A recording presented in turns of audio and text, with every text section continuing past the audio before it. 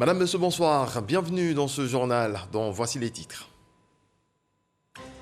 La Nation a rendu hommage à Charles Konan Banny, ancien Premier ministre, ce jeudi à l'esplanade de la Primature.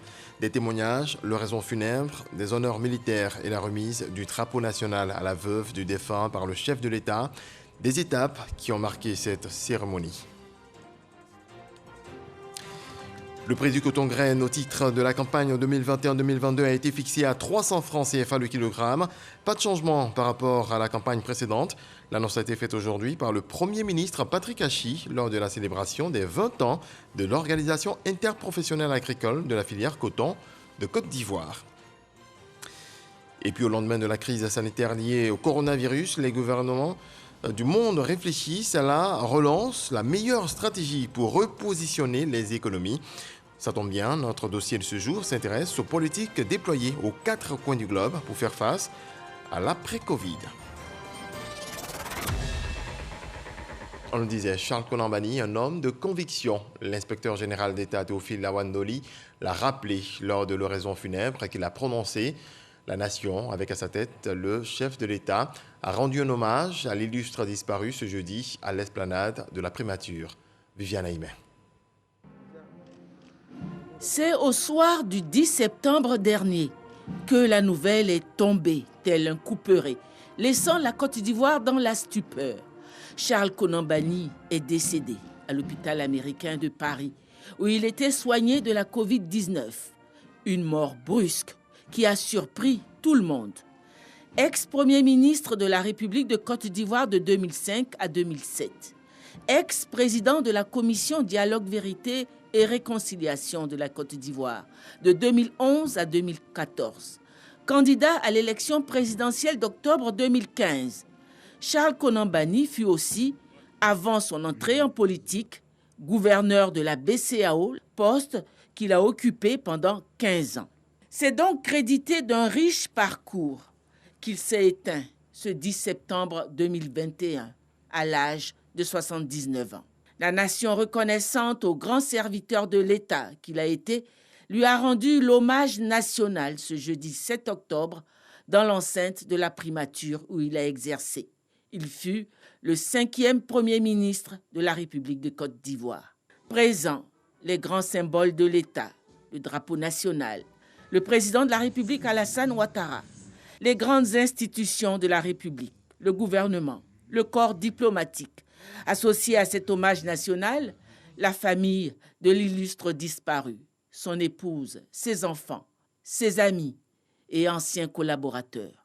Un grand portrait de l'ex-premier ministre symbolisait sa dépouille. Le président de la République en tête s'est incliné devant sa mémoire, suivi par le Premier ministre chef du gouvernement et par les présidents et représentants des grandes institutions de la République. Un témoignage et une oraison funèbre sont venus rappeler les qualités et la contribution de Charles Konan Banny au rayonnement de l'État de Côte d'Ivoire qu'il a servi. Le Premier ministre Charles Konan Banny a été un homme de courage, un homme de principe, un homme de devoir et un homme de rassemblement. Un homme de courage. Le courage, nous le savons, c'est la force, la fermeté et le zèle avec lesquels l'on entreprend des tâches difficiles, où l'on affronte le danger ou la souffrance. Il fallait du courage pour accepter la fonction de Premier ministre en 2005.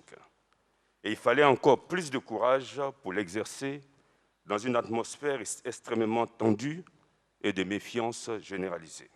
Un homme de principe. Un homme de principe est un homme dont la vie est gouvernée par les principes, c'est-à-dire par des convictions d'ordre moral. L'on dit aussi qu'un homme de principe est un homme de caractère, un homme qui, ayant de fortes convictions, s'efforce avec fermeté et persévérance d'y conformer sa conduite, quel que soit ce que cela peut lui coûter. Charles Konan Banny faisait partie des hommes de ce type. L'amour et le respect de ces principes, et je signale cela seulement à titre illustratif, l'ont amené en 2006 à démissionner de son poste de Premier ministre lorsqu'est survenu ce qu'il est convenu d'appeler le scandale des déchets toxiques, ayant estimé en conscience avoir failli à l'un de ses devoirs, qui était celui de protéger la santé des Ivoiriens. Cette démission, il est vrai, a été diversement interprétée, mais laissons cela au jugement de l'histoire. Je salue, au nom de Monsieur le Président de la République et de la nation tout entière, le Premier ministre Charles Konan Banny, qui, à un moment délicat de l'histoire de notre pays, a fait don de soi à son pays. Excellence, Monsieur le Président de la République, si la Côte d'Ivoire, digne dans la douleur, pleure un de ses illustres fils, vous, Excellence, vous pleurez un frère, vous pleurez un de vos compagnons, compagnon avec lequel vous avez parcouru une bonne partie de votre vie professionnelle, pour ne pas dire de votre vie. En effet, économistes vous deux, vous avez ensemble écrit des pages glorieuses de la vie de la BCEAO. Nous qui, à vos côtés, avons eu la chance de vivre ce pan de l'histoire, avons vécu votre complicité avec l'illustre défunt. Nous avons, en effet, souvenance de la relation de confiance mutuelle que vous avez entretenue avec le défunt Premier ministre. Ainsi, quand le président Félix Houphouët-Boigny vous a fait appel au chevet de la Côte d'Ivoire en qualité de président du comité interministériel, puis de Premier ministre, c'est lui, Charles Konan Banny, que vous avez proposé pour vous succéder en qualité de gouverneur de la BCEAO. De même, dès votre accession à la magistrature suprême en 2011, c'est à lui que vous avez bien voulu confier la gestion du volet réconciliation nationale dans une Côte d'Ivoire secouée par des contradictions internes et une profonde division. Excellence, Monsieur le Président de la République, Mesdames et Messieurs, la douleur est grande, le chagrin immense, la perte énorme, parce que nous venons de perdre, avec le Premier ministre Charles Konan Banny, un grand homme d'État aux compétences professionnelles avérées et reconnues de tous. Puis l'instant solennel de la sonnerie aux morts.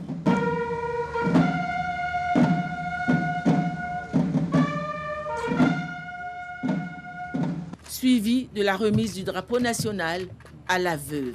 Après s'être ainsi acquitté de son devoir envers son grand serviteur, l'État de Côte d'Ivoire pouvait laisser aller sa dépouille. Charles Konan Banny a été remis aux siens pour son inhumation.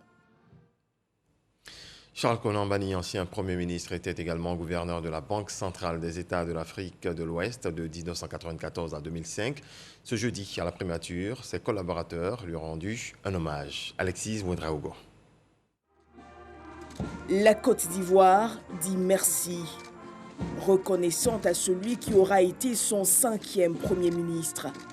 Homme de rigueur et d'efficacité, l'ancien gouverneur de la BCEAO. Ses anciens collègues venus de Dakar se souviennent. Il aimait d'accord son pays, mais il aimait l'Afrique. Il était droit, il était travailleur, il était fidèle en amitié.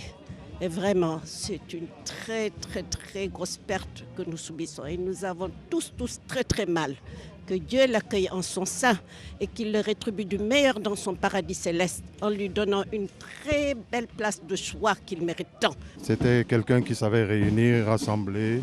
J'ai eu l'occasion pendant toute la durée de son gouvernorat à la Banque centrale d'être à ses côtés et j'ai trouvé un humain, un monsieur humain, évidemment très rigoureux dans le travail, qui voulait vraiment qu'on fasse bien les choses.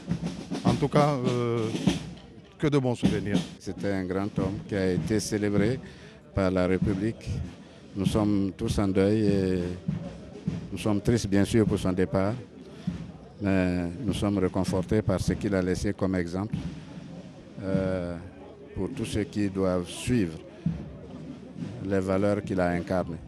La galerie des premiers ministres à l'entrée de la primature, c'est aussi sa signature, le symbole de sa reconnaissance à tous ceux qui, comme lui, auront servi la nation à ce haut poste. Autre volet de l'actualité, 300 francs CFA, le coût du kilogramme de coton graine. C'est le Premier ministre qui l'annonce. La campagne 2021-2022 est donc ouverte. Cette année, les acteurs de la filière célèbrent les 20 ans de l'intercoton. Célébration marquée par plusieurs activités jusqu'au 20 novembre prochain. Noël Niagno. Joyeux anniversaire l'intercoton. Joyeux anniversaire. Oui, l'intercoton a 20 ans. Cela va se célébrer de ce 7 octobre au 20 novembre prochain. Mais avant, l'intercoton reçoit ses cadeaux d'anniversaire. Le premier, le prix de la campagne 21-22. Il est maintenu à 300 francs CFA, malgré la tendance baissière du cours mondial. 300 francs CFA le kilo de coton graine.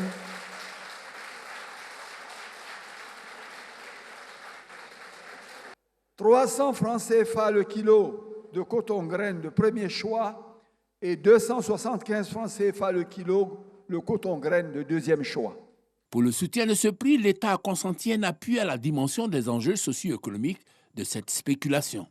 Sur la base de la prévision de production de 582 485 tonnes, ceci induit donc un soutien du gouvernement de 32,9 francs CFA le kilo, correspondant à 19 milliards 164 francs CFA. C'est un ouf de soulagement pour les producteurs. Quand j'étais avec mon papa, nous avons cultivé le coton et nous avons vendu le coton à 60 francs, à 70 francs. Aujourd'hui, si c'est à 300 francs, ça veut dire que vraiment c'est un effort du gouvernement, ça nous encourage. Au-delà du prix du coton graine, le gouvernement a consenti un deuxième cadeau d'anniversaire. Il a porté sur le prix des intrants. Pour le NPK, 277 francs CFA le kilo, soit 13 850 francs CFA le sac de 50 kilos. Pour l'urée, 295 francs CFA le kilo, soit 14 750 francs le sac de 50 kilos. Pour les insecticides, 33 000 francs CFA par hectare pour le cycle culturel. Grâce à cet appui constant, Intercoton a pu tisser harmonieusement sa toile malgré les crises qui ont secoué la Côte d'Ivoire pour se hisser à un niveau confortable. Le nombre de producteurs va passer d'environ 60 000 en 2010-2011 à 132 000 en 2020-2021 pour une production record qui passe donc de 174 000 tonnes à 559 000 tonnes de coton graine, soit plus du triple sur cette période. Ces acquis sont l'œuvre d'une somme d'actions menées avec rigueur et professionnalisme. Le sérieux, le dynamisme et la dextérité affichés dans l'exécution de ces tâches depuis 20 ans lui ont permis d'élargir son réseau professionnel en y intégrant ses partenaires stratégiques, techniques et financiers internationaux au plus haut niveau, dont l'Union européenne, le groupe de la Banque mondiale, l'Agence française de développement. Comme on le voit, l'Intercoton a su exploiter ces 20 années pour se positionner comme une organisation crédible et forte. Pour l'avenir, le Premier ministre fait une invite. Notre conviction stratégique est simple et forte. La consolidation des acquis et l'accroissement de la profitabilité de la filière, comme dans d'autres secteurs agricoles, passe nécessairement par une transformation nationale accrue de nos richesses agricoles et donc une relance puissante de l'industrie ivoirienne du textile et de la confection. Le coton en chiffres, c'est 7% des recettes d'exportation et contribue à hauteur de 1% au produit intérieur brut.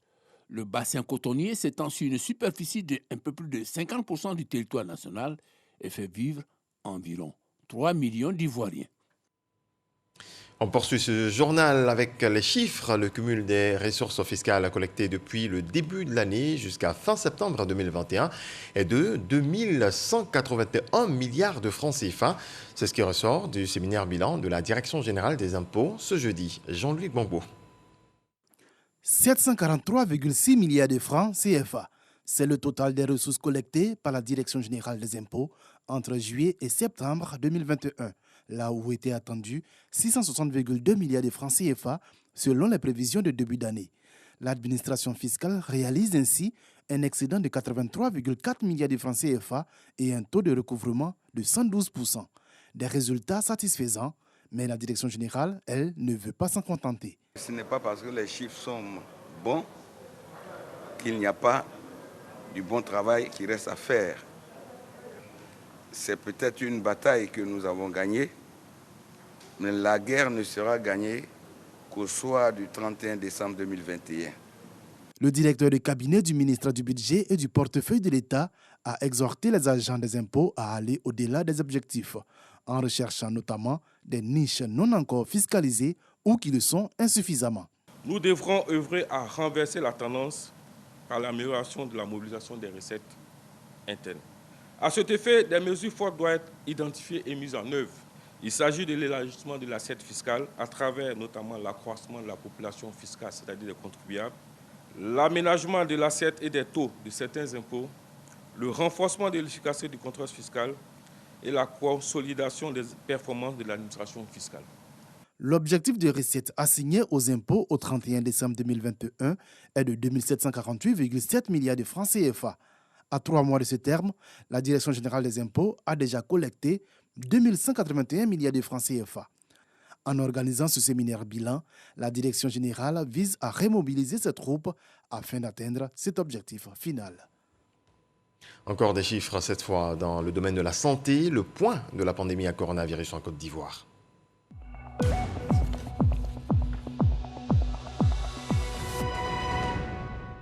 Le ministère de la Santé, de l'Hygiène publique et de la couverture maladie universelle a enregistré ce jeudi 7 octobre 2021 68 nouveaux cas de Covid-19 sur 3045 échantillons prélevés, soit 2,2% de cas positifs, 48 guéris et un nouveau décès.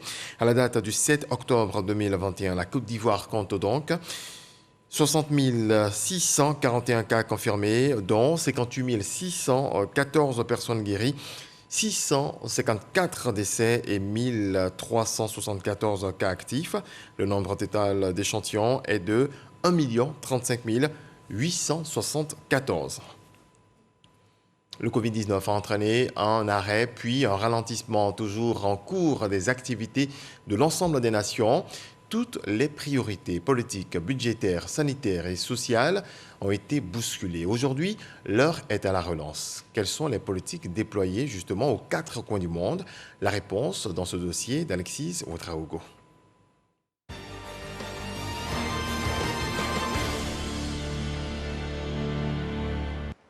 En 24 heures mercredi, la Russie enregistre plus de 900 morts de la Covid-19.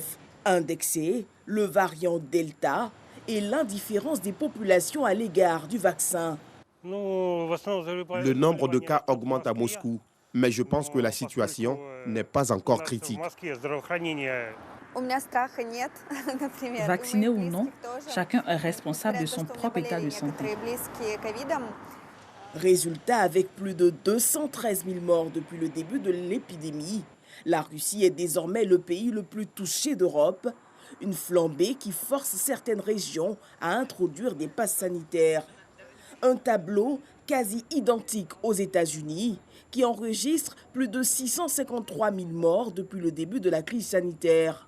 Le 10 septembre, le président durcit le ton avec son plan de vaccination obligatoire pour des millions de salariés. Ce qui rend la situation incroyablement plus frustrante, c'est que nous disposons des outils pour combattre le Covid-19 et qu'une minorité identifiée d'Américains, soutenue par une minorité identifiée de responsables politiques, nous empêche de tourner la page.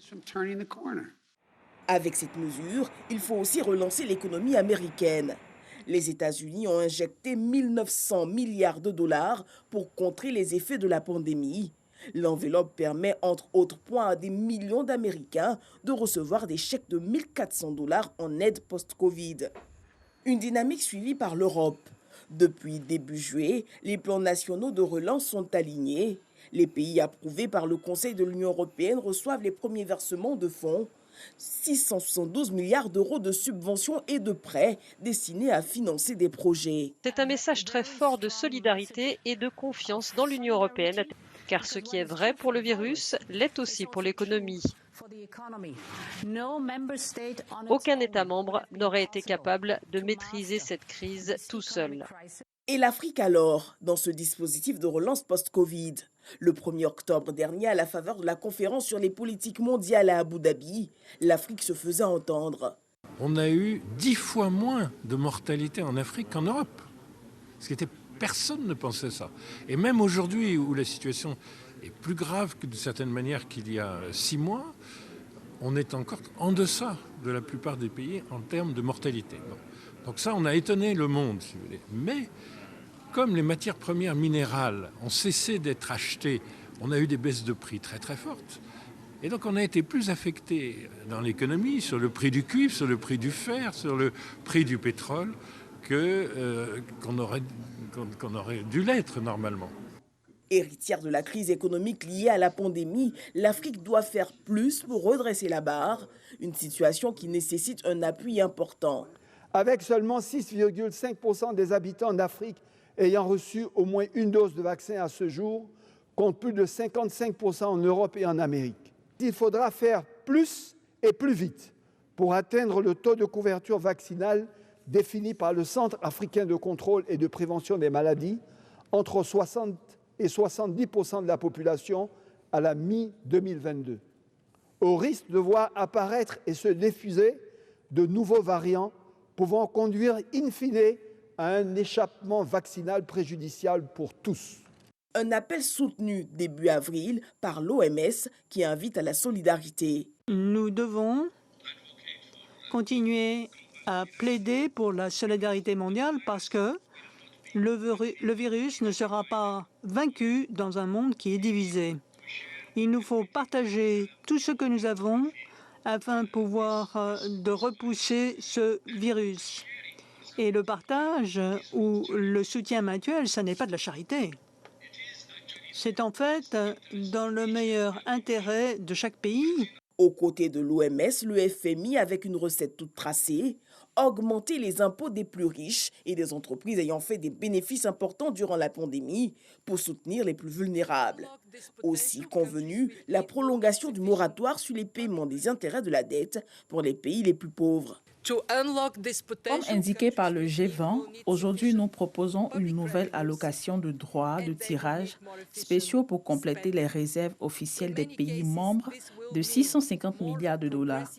Cela contribuera à répondre aux besoins mondiaux à long terme en matière d'actifs de réserve et à fournir un apport substantiel de liquidité à tous nos membres, en particulier les vulnérables. Solidarité, le mot-clé au final, la panacée à cette crise mondiale de la Covid-19. Voilà le dossier politique d'Alexis Ouedraogo lié à la relance post-Covid. Les sinistrés de la tornade survenue le 2 septembre dans le département de Tiébissou reçoivent du soutien. La ministre de la Solidarité et de la lutte contre la pauvreté a traduit la compassion du gouvernement aux familles sinistrées dans le village d'Abé. Salimata Dia. C'est sous les regards chargés d'émotion que les populations du village d'Abé, dans le département de Tiébissou, au centre de la Côte d'Ivoire, ont vu défiler la chaîne de la solidarité à leur égard. Une solidarité du gouvernement après le passage de vents violents le 2 septembre dernier, décoiffant la toiture de 38 maisons de plusieurs villages. Ce lundi 4 octobre, les tam-tam parleurs ont annoncé l'arrivée de la ministre Belmondo Dogo, porteuse du message de compassion du gouvernement. Nous sommes ici aujourd'hui, au nom du président de la République, à porter le réconfort et le soutien du gouvernement pour vous dire Yako. Yako pour cette tornade, Yako pour les parents qui n'ont plus de maison, mais grâce à Dieu et au soutien de tous, ont pu reconstruire leur maison. Mais merci à Dieu surtout parce qu'à Abé, ma grande crainte était les pertes en vie humaine. Et nous avons été rassurés qu'il n'y a eu aucune perte en vie humaine. Des kits alimentaires ainsi qu'une enveloppe ont été remis aux sinistrés en guise de soutien. Ces derniers n'ont pas manqué d'exprimer leur reconnaissance au gouvernement. Les élus locaux, à leur côté, ont rappelé la solidarité entre frères et sœurs du village d'Abé qui a prévalu aux premières heures du sinistre. Des dons en vivre et en non-vivre en faveur des enfants vulnérables. Un geste de la ministre de la Femme, de la Famille et de l'Enfant. Nassénéba Touré s'est rendue au complexe éducatif de Cocody pour soutenir l'action des ONG de protection de l'enfant. Théodore Zouzou, Vivienne Guesson.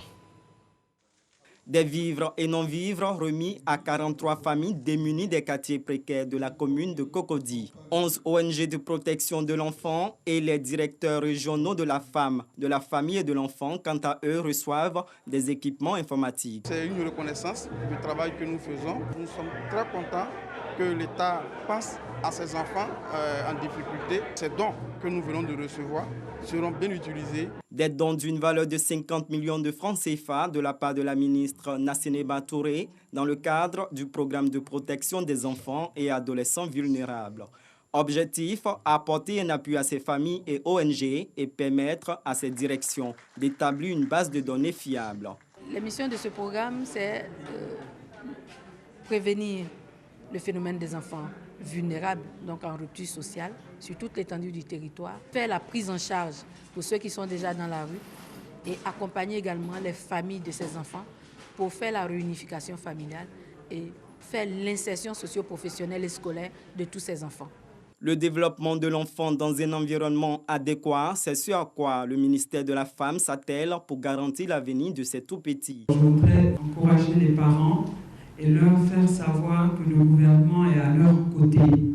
Et nous travaillons pour ramener ces enfants dans leur famille pour une meilleure réinsertion. Ces enfants-là qui sont même le futur de notre beau pays, la Côte d'Ivoire. Grâce aux actions des ONG de protection de l'enfant et à l'appui financier des partenaires techniques, le ministère a recensé 300 enfants vulnérables. Parmi eux, 40 sont formés au métier de coiffeur, de menuisier et de pâtissier. Ils seront bientôt installés. Un atelier pour identifier les actions prioritaires de lutte contre le travail des enfants. Il s'agira aussi d'analyser la situation actuelle du travail des enfants et de voir les domaines d'intervention, ce dans le but d'atteindre la cible 8.7 dans le cadre des objectifs de développement durable en Côte d'Ivoire. Patricia Omouetia. D'après les estimations de l'Organisation internationale du travail, près de 21 millions de personnes dans le monde sont victimes de travail forcé. 168 millions d'enfants sont contraints de travailler, dont la moitié dans les pires formes de travail, principalement les travaux dangereux. L'Alliance 8.7 est une coalition qui s'engage à accélérer et à intensifier les actions pour lutter contre ce problème et à atteindre la cible 8.7 des objectifs de développement durable, ODD. Aujourd'hui, la situation que nous avions en 2000, également en 2020-2021, n'est plus la même aujourd'hui. Le phénomène est considérablement réduit. Sa mission consiste à aider tous les États membres de l'ONU à éradiquer le travail forcé, l'esclavage moderne, la traite des êtres humains et toutes les formes de travail des enfants. L'enjeu pour le gouvernement ivoirien est de parvenir à une synergie d'action pour lutter contre le travail des enfants. Ce qu'il est important de faire maintenant, c'est de réfléchir comment on peut améliorer encore la situation pour éliminer ce fléau qui est le travail des enfants en Côte d'Ivoire.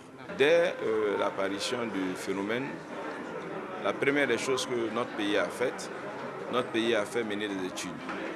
À la suite de ces études, on a eu une meilleure compréhension de la situation. Et après que nous ayons eu une meilleure compréhension de la situation, Son Excellence, Monsieur le Président de la République, soucieux constamment du bien-être de la population ivoirienne, a mis en place un cadre juridique efficace pour adresser la question du travail des enfants. Cette rencontre avec le BIT, l'UNICEF, l'OIM et les membres de l'Alliance 8.7 a pour objectif d'identifier et coordonner les actions prioritaires afin de poser un diagnostic clair pour éradiquer ce fléau d'ici 2025.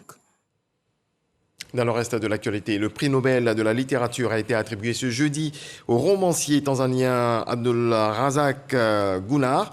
Né en 1948 sur l'île de Zanzibar, Abdulrazak Gurnah est arrivé en Grande-Bretagne en tant que réfugié à la fin des années 1960. Il est l'auteur de 10 romans, dont Près de la mer en 2006 et de nouvelles. Il est aussi connu pour son roman Paradise, un récit empathique et sans compromis des effets du colonialisme et le destin des réfugiés pris entre les cultures et les continents sur selon le jury. Il vit à Brighton et enseigne à l'université de Kent. Et puis, sommet Afrique-France. Pour la première fois depuis 1973, aucun chef d'État n'a été convié.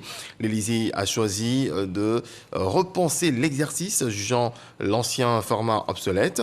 L'idée a finalement été arrêtée de faire une sorte de sommet renversé où ceux qui d'habitude ne sont pas invités dans ce type d'événements internationaux seront au cœur de l'événement, explique un conseiller du président français. Conséquence, Montpellier sera un sommet exclusivement consacré à la jeunesse et à la société civile. Voilà qui met un terme à ce tour d'horizon de l'actualité. Passez une très belle nuit sous la protection du Très-Haut.